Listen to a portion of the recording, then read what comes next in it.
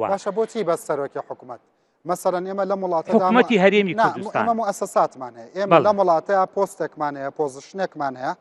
پێڵێن سەرۆکی هەرێمی کوردستان ئەو ڕەمزی وڵاتەکەیە ئاڵا داگرێت تەعزێر ڕاگەێنێ پەیوەندی دیبلۆماسیەکات نوێنەری سەد مەلەف بووە چەندین ساڵ ئیدارە و حکوومەتی ئەم وڵاتە بەدەست جەنابێەوە بووە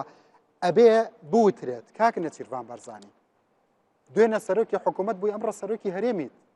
قەرارت دەرکردووە ڕەعیەتەکەت گۆشتی بەرازی هێنێ و لێی نووسراوە حەڵاڵ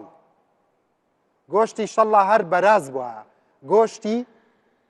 ئەسپ و گوێدرێژی هێنێ و لێی نووسراوە حەڵاڵ خات و ڕێواز جەنابەت سەرۆکی پەرلەمانی ئەم وڵاتەی 111 ئەندام پەرلەمان ئەم وڵاتە تۆ سەرۆکایەتیانەکەی ڕاستەوخۆ سەرۆکی هەرێم و سەرۆکی حیزبەکان دایان ناوە بەڵام تۆ خەڵک دەنگی بۆ داوی خەڵک شەڕی لەسەر کردووە کاک قوبات تاڵەبانی جەنابە جگە لەوەی کە ئەم پۆستەت هەیە کوڕی سەرکردەیەکی کاریزمی وەکو مام جەلالی کاک مەسعود بارزانی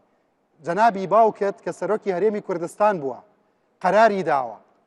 وتی بەدڵ و بەگیان پشتگیریتان نەکەم بای 30 ملیۆن دۆلار ئەجیزەی کڕیوە و توێتی بڕۆن ئێوە بەرگریکار بن سەرنێزەی بەرگریکردن بن لە مناڵی ئەم وڵاتە واستە لە کەس قبول نەکەن جیازەکانی بۆ کڕیون بۆی نەکردن کاکە جیازەکان جیازمان بۆ کرد بۆچی ناڵێن بۆچی حاڵی مناڵی ئەم وڵاتەوا بێت وڵاتێکی وەکو سوید شیرێک بۆ دوو شیریتیایە بۆچی 50 شیر 100 شیر لە وڵاتەیە هەبێ بۆچی 1000 ئەنتیبایۆتیک لە وڵاتەیە هەبێ بۆچی بە عەلاگە و بە لە بنی پیکابە ئەرێ ئێستش لە پشتی پیکابەوە دەرمان نایە بۆ وڵاتە ها زۆر نۆرمال